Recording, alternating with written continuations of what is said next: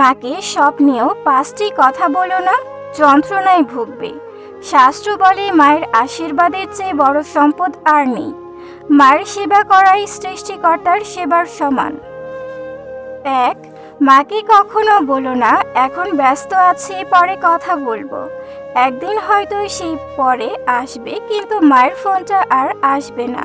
তাই যত ব্যস্তই হও মায়ের জন্য একটু সময় রাখো।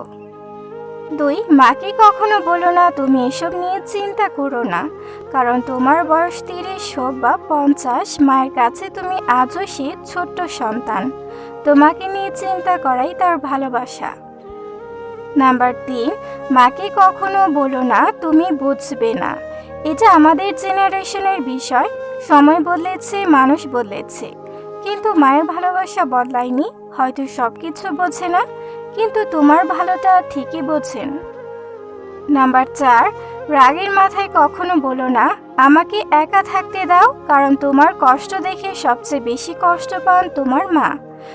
তুমি দূরে সরে গেলে তার মনটাই সবচেয়ে বেশি ভেঙে যায়। নাম্বার 5, মাকে কখনো বলো না আমার জন্য এত কিছু করার দরকার নেই, কারণ তোমার জন্য কিছু করা, তোমাকে ভালো রাখা, তোমার মুখে হাসি দেখা, এটাই তো তার জীবনের সবচেয়ে বড় আনন্দ।